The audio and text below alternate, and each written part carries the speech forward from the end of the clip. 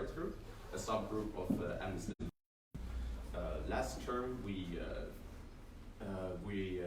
covered a few different topics, like the coverage of Bhopal. That was one of the worst industrial accidents in modern history, and also the new face of Hong Kong, which was covering police violence against protests in Hong Kong.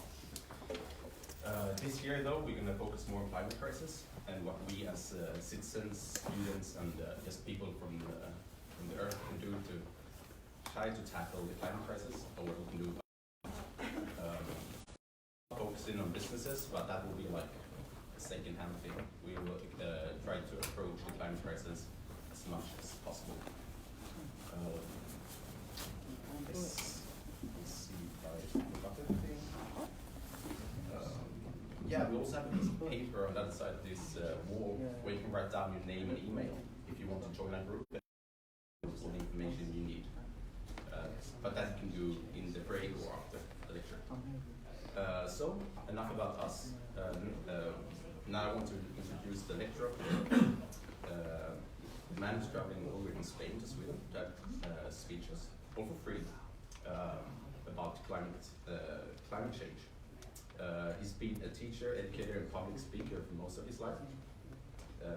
He's been well received at school, universities, labor unions, and both in Sweden and in Spain. He's considered highly knowledgeable in the areas of environment, climate change, global economics, animal rights, ethics, religion, and philosophy. Welcome, Peter Kamström. Thank you.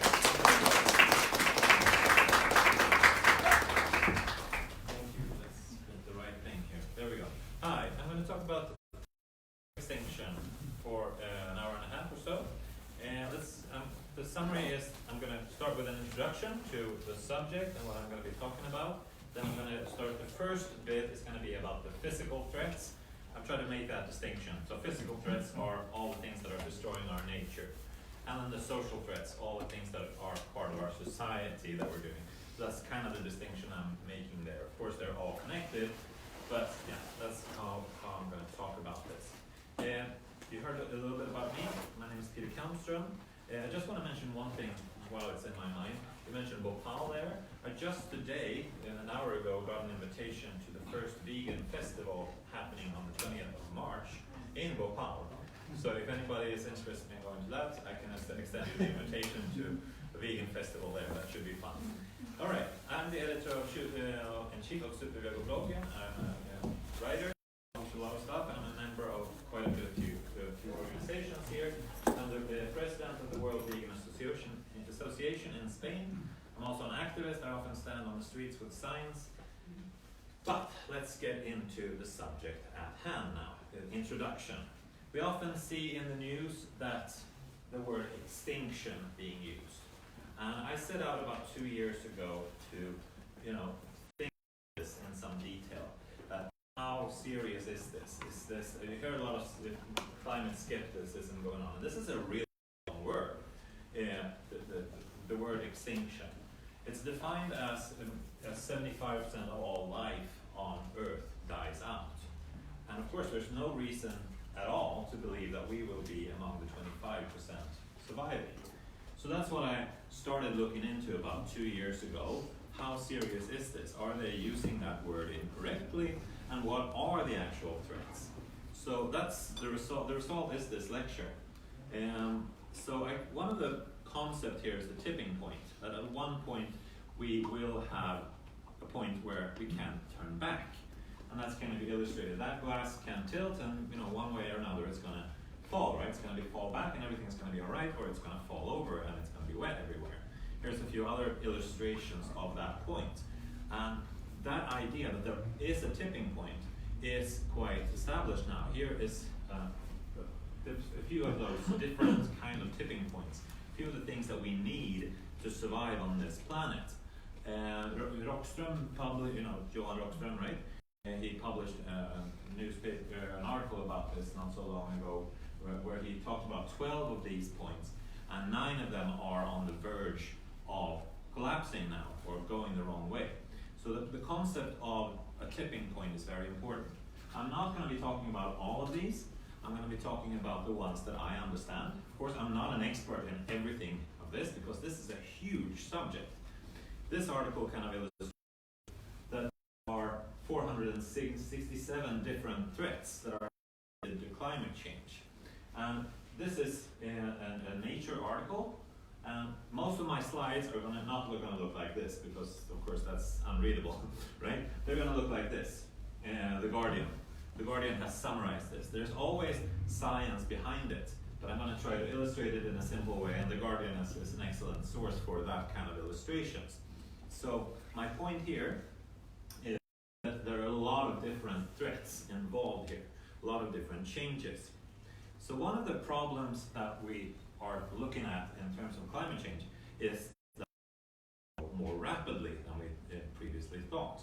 So this is it's very easy to deceive oneself and say that today it's okay, right? It's not that bad today. I'm not suffering. Today it's not too warm, and so on. So, I mean, if you're looking at this for a few years, you might see that it's not changing this fast.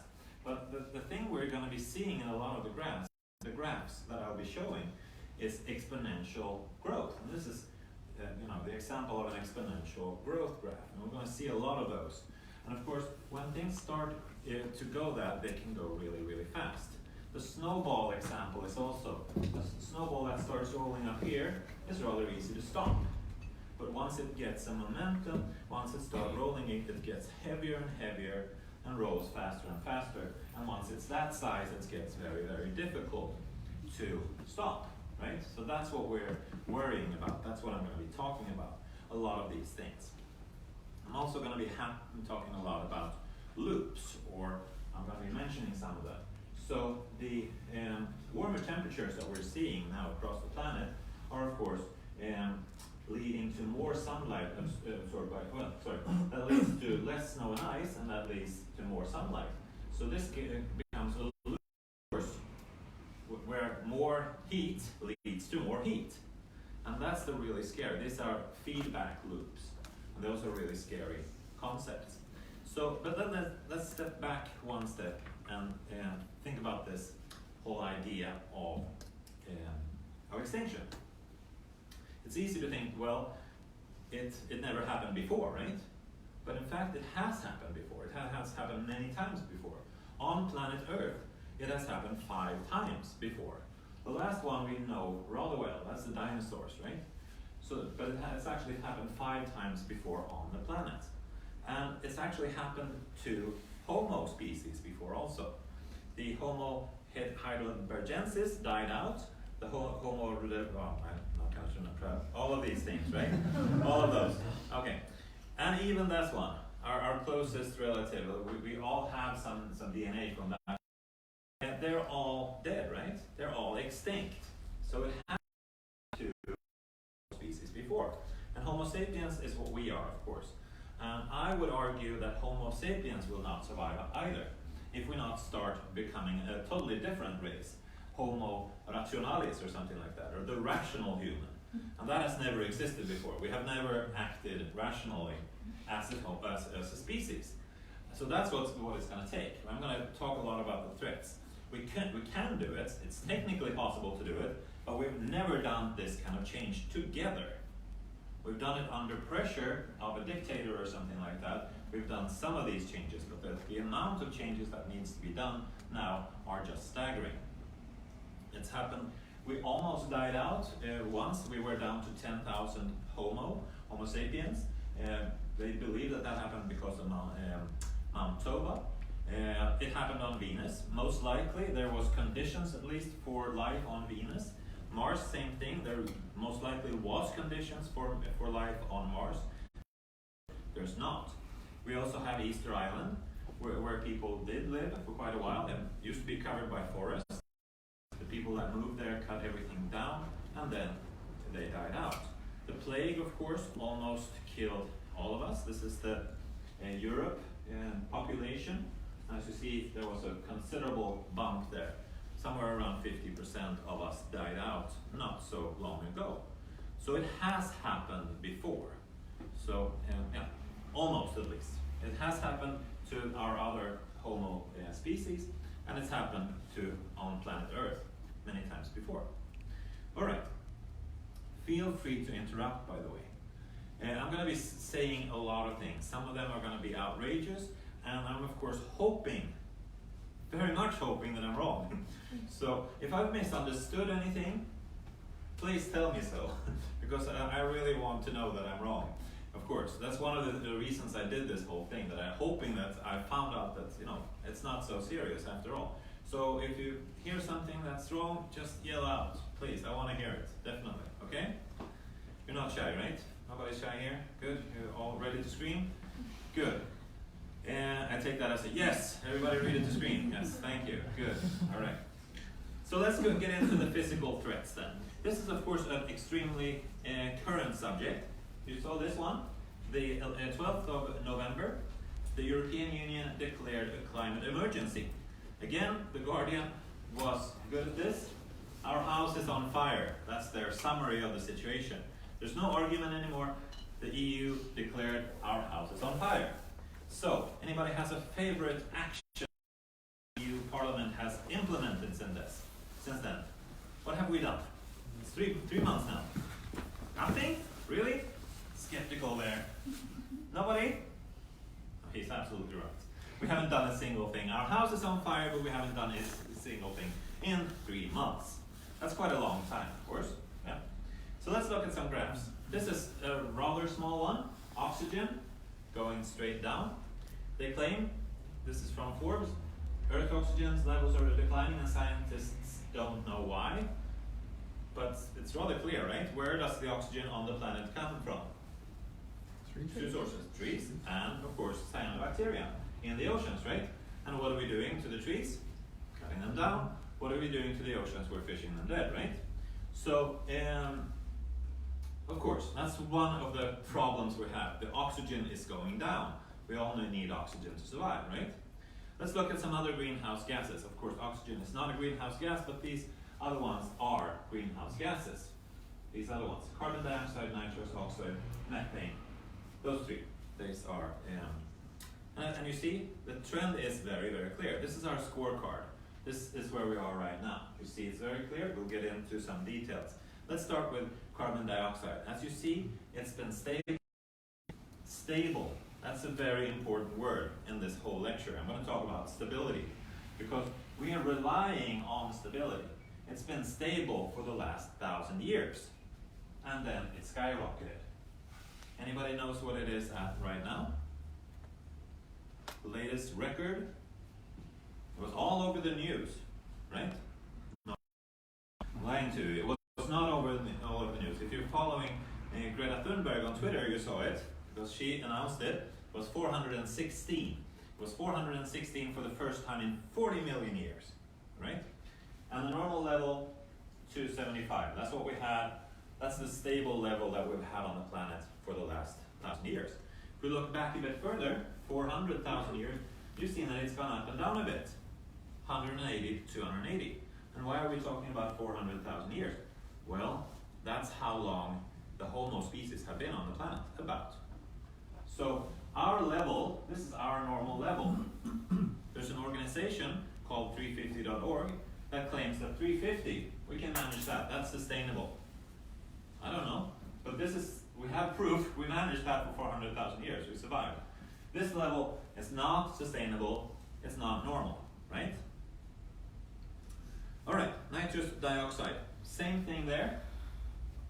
Stable, thousand years. Nitrous oxide is 300 times more dangerous than carbon dioxide. And why are we emitting that? I'm not going to be talking so much about who is to blame here. Of course, agricultural, soil management. So of course, agriculture is always going to be a big problem. But I'm not going to be blaming so much. I'm just going to be talking about the different threats. Not much, but what are they? Just going to go through them. But there's a lot of different things here, of course. There's also this whole thing. This is the graph is the nitrous oxide in the air. It's also the fact that we've been putting too much fertilizer in the ground. So that has been running down into the groundwater and also into the actual stones. There's actually stone that can absorb nitrous oxide, so there's a lot of nitrate in that also. So that's another thing that threatens us. Methane is another gas, greenhouse gas. Here you see, same thing, stable, 1,000 years, and now it's skyrocketed. And as you see, the scale here is different. It used to be around 700, now it's almost 2,000. And of course, this is also a really dangerous gas. And there's a lot of different sources for this. And one of the sources is the tundra, or the frozen areas in the northern part of the world. There's a lot of permafrost, Arctic permafrost, and that releases a lot of that gases. And of course, lots of different things that we're doing. For example, cultivation and enteric fermentation. Anybody knows what that is? That is the burps and the farts of the cows. That's this part here. But as you see, there's a lot of different things. Natural gas is the whole thing, and it's all rising. These are the different things that we do. Agriculture is a big thing here, the permafrost. We're very worried about the burst, that if this thaws, there might come a lot, and it might come really, really fast. There are a lot of places in the world where we have huge deposits of methane. As you see, they're all over the place here. There's lots of methane deposits under the sea and under the frozen areas, permafrost here. So that's an issue, definitely. Yeah, this is how it can look. This is a methane bomb where actually one of these deposits exploded, because of course this is an explosion. Fracking is a huge problem, of course. This is dangerous. This actually happens where people get these kind of leakage of methane, and they can actually put their tap water on fire. And this is in the news also. Of course, yes, right. One of the problems here is that the emissions of greenhouse gases is not decreasing. It's actually increasing. It's increasing globally and increasing in Sweden also. I will have some Swedish. All of the lecture is going to be in English, but there's going to be some Swedish examples here also. This says that, of course, our emissions are increasing. And even in Sweden, they're increasing by 1.1% in 1 year. And the main reason for that is the personal transport. And that's the one thing we've actually been doing something about. Miljöbilar, environmental cars, the ethanol cars and all that. We've known that cars are bad for 40, 50 years, right? We've actually tried to do something about that. But still they're rising. And this is just now. It came out in late October 2019. And the main problem is that we are, of course, continuing to emit more and more here. And this is a good summary from CNN. Of course, one result of all these greenhouse gases is that we're seeing a temperature rise. Now, the average temperature is somewhere above 1.1 degrees, somewhere around there. The global heating, this is a pattern description of that from 1884. This is another one describing almost the same thing. Or on the average over 2018, this was the whole year. And as you see, it's a lot of red there. This one was just released by SMHI, Swedish Meteorological Services, and as you see, this is the average for all of Sweden, all of January. And as you see, it's not around normal where it should be, it's way above for the entire month. So that's where we are right now. The main question is, where do we go from here? And these are the IPCC projections. Are we going? This is where we'll go if we keep all the promises that we made on the Paris Agreement 5 years ago. Which countries have kept their promises since 5 years ago? Anybody? You want to say again? You were right the last time. Anybody else? The right answer is again, not a single one. Not a single country has kept what they promised. Not even Costa Rica. They're not keeping what their promises. They're promising to pull down. They're not increasing. Not even Costa Rica. So the main problem is here. Where are we going? As we said, and we are right on track to the worst case scenario here. And one of the problems with that is, of course, that we'll see a lot. Oops, I didn't want sound on that. Let me see if I can shut that up. All right.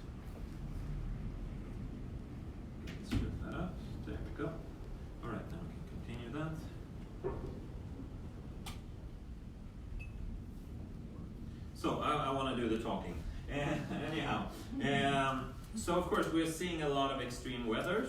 This is a collection of different events that happened over the last few years.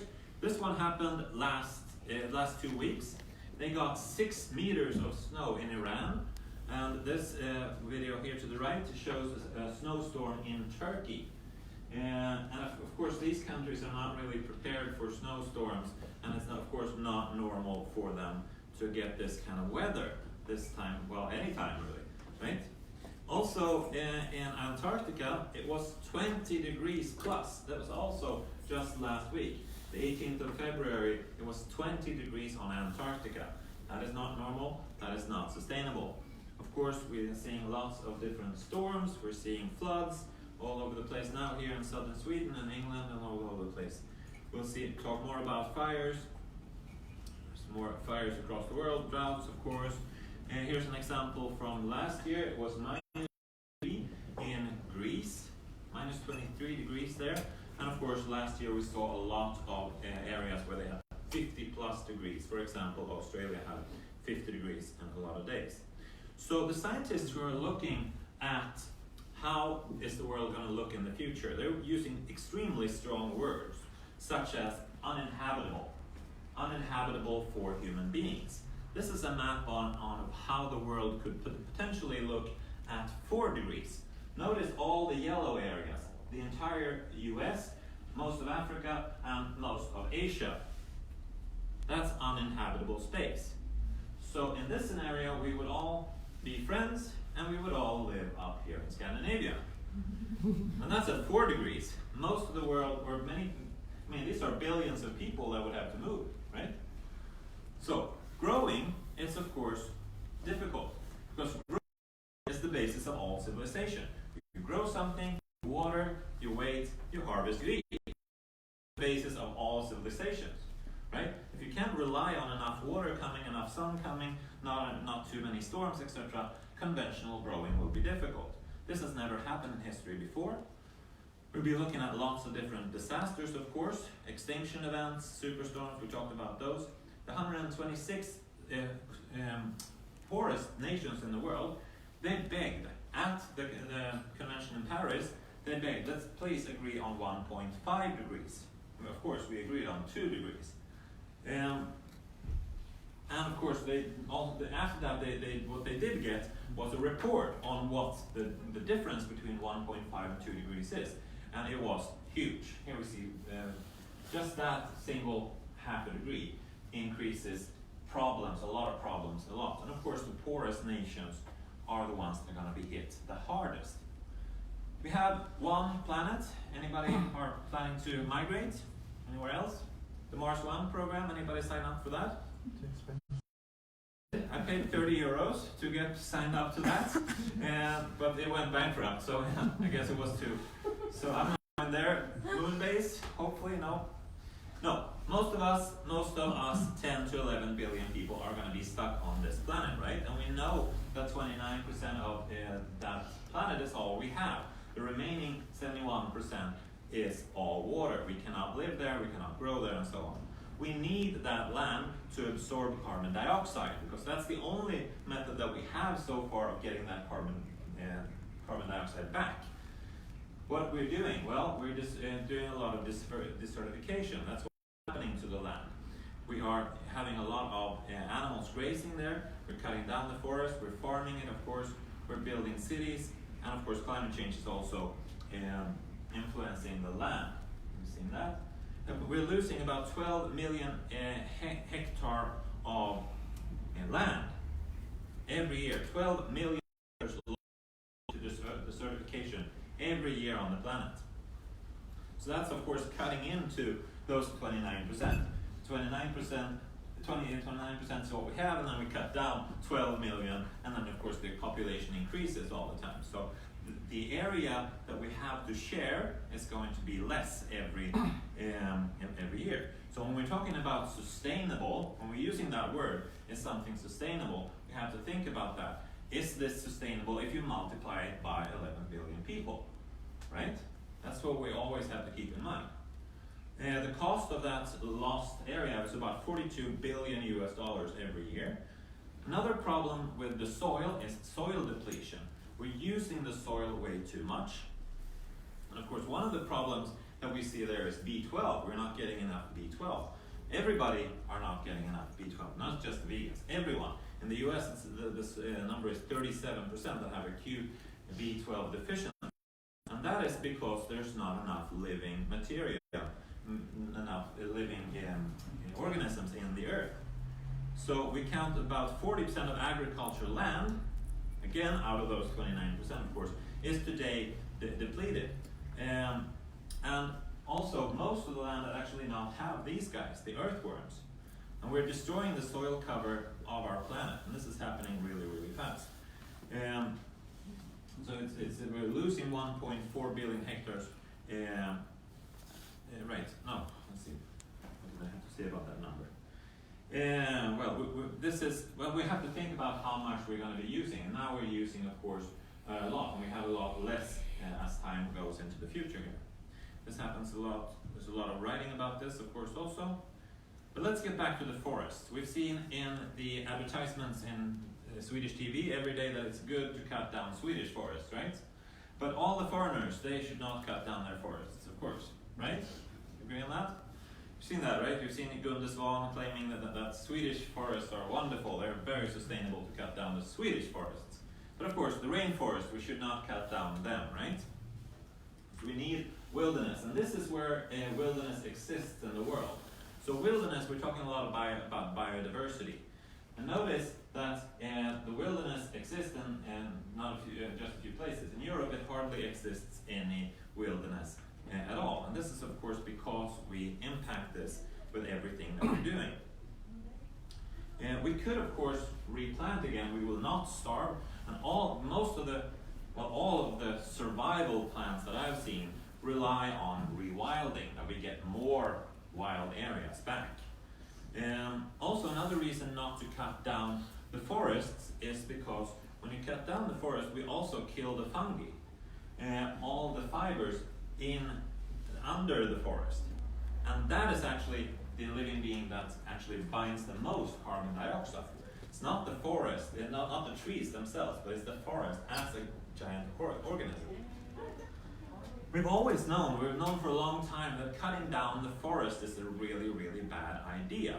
Now, this study just came out in November, and it turns out that it's actually 626% worse than we thought, emitting more carbon dioxide into the air.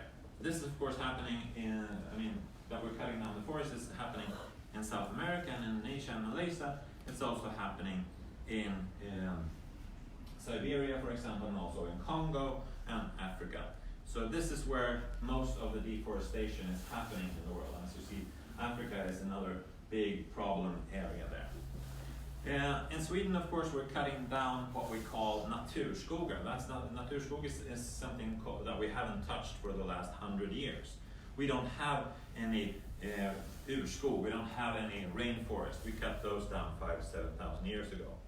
And this is, of course, connected to a biodiversity crisis, because when the animals and plants don't have anywhere to live, then they're going to die out, right? So we're killing a lot of the plants, and a lot of the ones that survive are the ones. So we see a lot of these animals that like to shut down and eat a lot of living beings. Wildfires is, of course, another huge problem. We're seeing a lot of those. And connected to that is, of course, the air pollution that causes, which creates a lot of problems for human beings, of course. Kills about 4.2 million people every year in the world. Not directly, but because they get a shorter lifespan. We've seen Sydney recently, of course, that causes a lot of emissions, but it's not only South America, it's not only in Australia, it's Africa again, and it's all over India and lots of different places where we see wildfires. And of course, this causes a lot of deaths. One thing that you might not think about so much is insurance. What happens to your insurance when the whole area burns down? Well, that is what's usually called force majeure. That is an act of God. So usually that is not covered by your insurance. And when you're seeing these kind of volumes, and that's of course something that breaks down the stability that humans rely on. if my house burns down, if my neighborhood burns down, if my job, my workplace burns down, if the insurance doesn't cover it, of course, my stability in life disappears, right? Of course, it also harms health, and here's that number. We're seeing the air pollution. 80 people in Delhi every day die from this, and the world globally, as we said, was 4.2 million. In Europe, that's about 800,000. And this is a number we probably all agree on is outrageous. About 90% of all babies, human babies, breathe, not children, not babies, children, breathe toxic air every day. So that's bad, right? But in fact, there's something called global dimming. And global dimming is the concept that all this pollution that we need to stop is actually protecting us. Because when we have a lot of dirt in the air, it actually stops the planet from heating. And on 9/11, you know that they shut down air traffic over the US, that increased the temperature in the US a full degree. A full degree of decrease in 3 days, because they shut down only airlines for 3 days. That increased the temperature, cleared up the skies, more sunlight came in, and the temperature rose. Global dimming is one of these really, really scary things. There's a BBC documentary from 2005 that goes into this. It's called global dimming. The aerosol dimming effect is another word for the same thing. And so if we stop polluting, which of course we must, right, for all these reasons that we just talked about, then we're going to see a quicker global warming. It's a really, really scary concept and a bit of a contradiction. We cannot continue, but we have a hard time stopping. Really scary, right? Let's get back to the animals. World Wildlife Federation has a study that they do every year. It's called the Living Planet Index.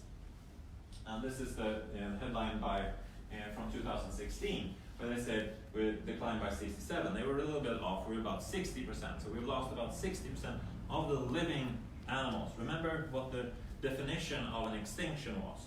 75%, right? We've lost 60% since 1970. That's really, really fast.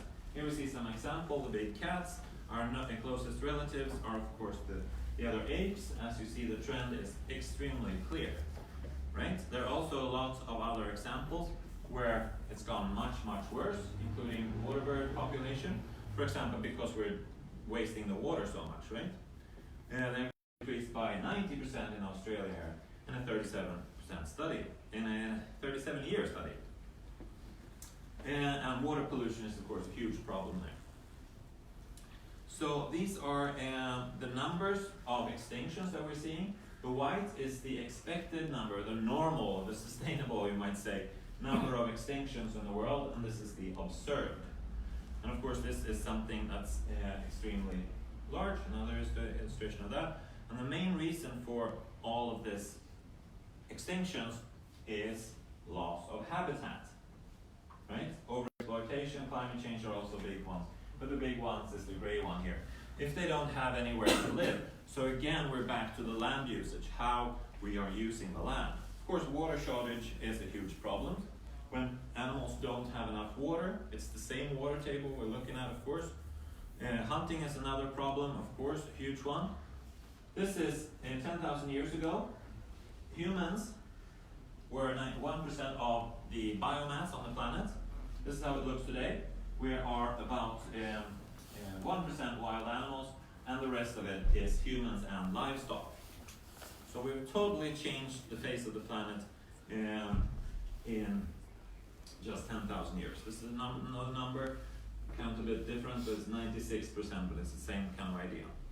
So those are the animals in general. The insects are of course a crucial part of our biosphere and our ecosystem also. They're also disappearing extremely quick. They're even calling it insect apocalypse. And the numbers there are even larger than the other animals. And so they're calling it a wipeout. And every time they count this, they found the numbers to be worse. The numbers of insect loss, of course. We're seeing a huge loss of insects also here. You see the red one here. more. This is the habitat loss that's causing insects to die out. Let's see, there we go. Yeah, the insect apocalypse. So this is a really scary one. At the same time, we're also seeing locusts. So some insects that are damaging. We saw this a few weeks ago in Africa when we see this kind of locust swarms that, of course, destroy our. One of the problems, because this is of course light pollution. We have light everywhere now on the planet, so the insects never get any, relief from that. Insects that are dying out is of course the insects. And we need them for pollination. About 70% of all types of food. Types of food, that's important, the word types there.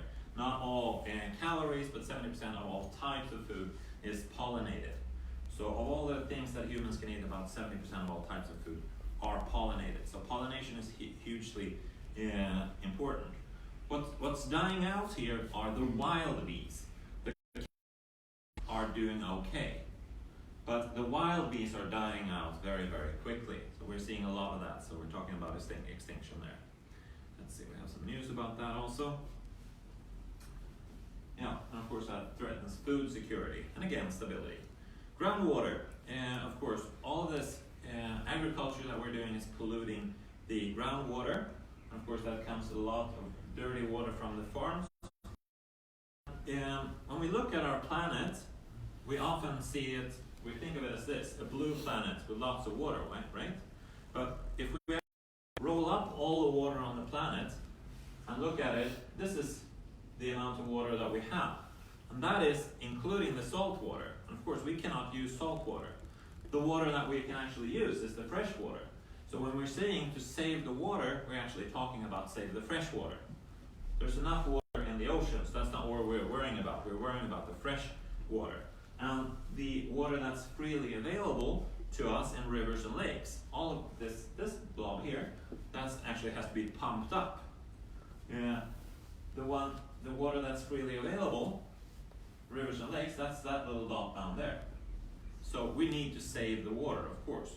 And 783 million, or 11% of the world's population, do not have access to clean water. And as you see, there's a lot of areas in the world where there's problems with water. We call it water stress or water scarcity. You see the same kind of problems. And you see which areas are having these problems. It's Africa, it's India, it's the Middle East, of course. So, and it's also these areas where people are escaping from, of course. So one of the big reasons that we see, wars, that we see famines, that we see all kinds of problems, is of course water scarcity. It's not the only reason, but people tend to get in a bad mood when there's not enough water, right? It's rather clear. Another type of land that is decreasing very, very quickly is marshlands. They're actually disappearing 3 times as quick as the forests. We often see people save the rainforest, but you've never seen anybody save the bogs or save the marshlands, right? It doesn't really ring the same bell. But they're actually much more important, and they're disappearing 3 times faster than the forests. And of course, we have a huge amount of biodiversity there. But of course, you cannot, if you own a marshland, it's very, very hard to make money from that. But if you dig some ditches and make it dry, then you can let your cattle graze there, or you can grow stuff there. But a marshland does not make you any money. So that's of course why we're destroying the marshlands very, very quickly. And that's also of course a reason to why we're seeing all these floods. Because the marshlands works as sponges. They take up a lot of water. If you don't have any marshlands, it goes, it runs on top, or it runs right into the oceans. We'll get back to the oceans soon. Moving into the frozen, the cryosphere. We have the big meltdown going on. If all the ice on the planet melts, which probably going to take a lot of time, then we have 70 meters of rise in the seawater level. And of course, there's lots of areas that are dependent on meltwater. For example, most of Asia depend on the meltwater coming down from Himalayas. Let's see. One of the problems with melting ice is the albedo effect in English.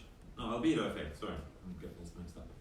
And the fact is that if sunlight hits ice, the ice reflects 80%. And the same goes for snow. It's about the same number there.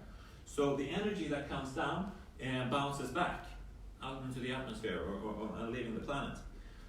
If that same solar energy finds dark blue water, only 10% bounces back. So we get an increase of heat retention on the planet by 70%. 80 compares to 10, right? And so that's it. And of course the Arctic is warming very rapidly. Let's see. The analogy is very clear. This is the amount of ice. Let's go back to that. And of course this is happening. A lot of news articles about that also. It's happening really, really quickly. Greenland is one example. If only the ice on Greenland melts, then we have another 7 meter right there. And Greenland is one of the areas where it's going very, very quickly. And this is the amount of ice on Greenland. We're actually seeing wildfires on Greenland also. And of course, they have people living on Greenland, yes, but they don't have really firefighters there to go out. So this just continues to burn for months at end. So let's get back to sea rise. We remember this graph? The amount, this is centimeters, so about 25 centimeters of sea rise. That's what we have now. The problem is that about 50% of the human population on the planet lives close to the water. And there are lots of plans for how to adapt. The latest one that I saw now was one where they were going to do between England and Norway. So basically shut off the whole North Sea. I should have a slide on that too. I missed that one. But look it up if you want. It's really interesting. Of course, it's a huge project, probably doomed to fail, but that's another thing. But this is the kind of things that we need to do to adapt just to seawater change. Of course, a lot of the problem is also backwash. When the sea is rising, pushing the rivers up. So we're not just seeing the actual seashore, but a lot of areas into sea land also. And this is a bit of an illustration of how the world would look with different sea rises in different areas. One of the things we're doing is building walls, of course, around this. And that's, of course, a very, very costly thing to do. And it's, again, something that the richer nations can do, but the poorest ones can, of course, not do. All right, algae bloom is also, of course, something connected to the waters. And that happens because we get a lot of manure. The animal industry often talks about, wow, this is a great resource, but in the world, this is a huge problem. When we have 70 billion animals in captivity and they take a shit every day, of course, that creates a lot of manure. Anybody knows what this is called, by the way? Anybody? It's called a lagoon. Right? You'll never use that word the same again. That's what it's called, a lagoon. That's how they store it. Deforestation is, of course, a huge problem there also. It causes red tide, that is algae blooms. Let's see if we get some news around that also. Here's some articles around that. And of course, this creates a lot of problems for the animals. The animals in the sea. Fish, for example. We've lost about 50% of the animals in the oceans on average, again, according to World Wildlife Federation, since 1970. Of the big fish, the dolphins, the sharks, the whales, we've lost about 90%. Of course, we're signing treaties all the time, and we're breaking treaties even faster. So there's no punishment for breaking those treaties, they're just dying out. Also, of course, even the cute fish, like Nemo here, the clownfish, they're dying out also, not because we're eating them specifically, but because it's getting warmer. When it's getting warmer in the air, it's of course getting warmer in the sea also. Fish are cold-blooded creatures. They cannot easily adapt to when the water temperature changes. So they won't breed, they will try to move, and of course that causes huge problems. Then of course we also have plastic. Lots of plastic in the oceans, of course. We've seen that. About half of the plastic in our oceans is fishing gear. If you've ever done fishing, you've probably got your reel caught in the sea. And of of course, as a responsible human being, you swam down and cut it loose and took up the plastic, because you know that if that plastic is going to be there, it's going to be there for thousands of years, right? That is not what the industry does. Of course, it uses thousands of kilometers even long, and no, not usually not thousands of kilometers, but thousands of meters long at least. Many times they're kilometers long. If you want to see a real horror story there, Google ghost nets and you'll see this happening, because of course their nets get caught also, or they break or something, and they lose them and they let them be there. Another type of marine animals that are dying are the coral reefs. This is one of the big tipping points. 100 million people, they depend on the coral reefs for protection against storm surges. They protect the land. 30% of all sea life depend on coral reefs for their livelihood. Of course, this is something we've probably seen, the bleaching of the coral reefs. Ocean dead zones is another thing. Yes, I know. I have only 70 more slides. I'm ready. On this section. I've done 241, so I'm aware of the time. Yes, thank you. Dead zones is another issue when we're doing a lot of leakage here. You see, here's one big in the whole Baltic Sea. There's a lot of animal agriculture that is releasing a lot of manure. Mexico has a lot of these problems, causing hypoxic areas. Also, these are areas without oxygen. That's again like oxygen. Yes. Acidification is another thing. The oceans are absorbing 22 million tons of carbon dioxide every day. So this is going fast, and this is of course causing problems for the shelled animals. And again, we're talking stability here. Another ocean problem is the oil spills. So a lot of these accidents, and they're actually, you've heard about the one in the Gulf of Mexico about 10 years ago. It was huge. They spent a lot of efforts cleaning that up. That was one. You know how many of these there are oil platforms in the Gulf of Mexico? Anybody? Yes? There's not zero. There's 27,000 of them. Most of them are owned by bankrupt companies, because that's what they do. So 27,000 of those, and of course they're really, really difficult to contain. And there are a lot of these accidents, and then of course it kills a lot of birds. Actually, those birds that are cleaned off, you've seen those, when they clean them off, that actually kills about 90% of the animals after they're cleaned. So it doesn't actually help them. So that's happening a lot also. All right. The Gulf Stream is another issue. It's a loop. You've seen that. It goes about 1,600 years. It goes around like that. And that is the basis of the movie. What's that movie now? What was that? Day After Tomorrow. Day After Tomorrow. Thank you. Great. In Day After Tomorrow, that's when the Gulf Stream goes down. So that could happen really, and that's of course a nightmare. Volcanoes is another thing that's happening, and causes a lot of problems, of course, and causes a lot of evacuations, kills human beings. About 280,000 people have been killed since 1500. Of course, this is one of the solutions that they're actually talking about to fix climate change, to start geoengineering. Another problem, of course, earthquakes that kills a lot of people also. Here are the areas where there's a lot of earthquakes. And as you see, these are areas where there's high population density. And of course, there's a lot of things that trigger these things.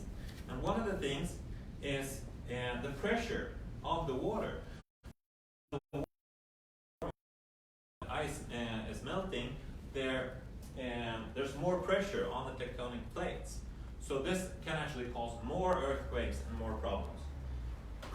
That's the end. That's the physical threats. Next, for the social threats, after this message from our sponsor. Thank you for listening so far.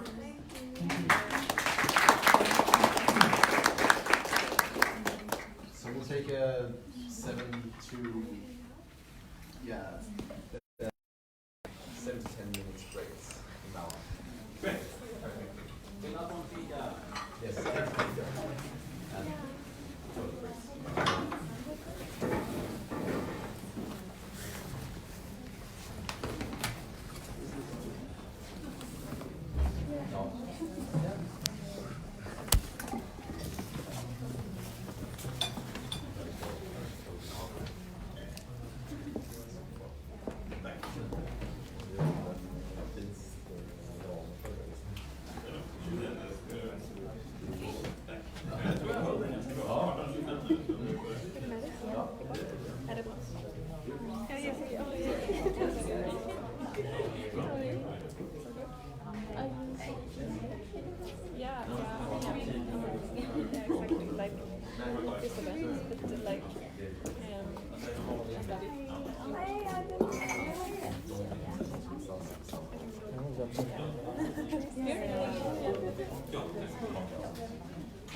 Extinction.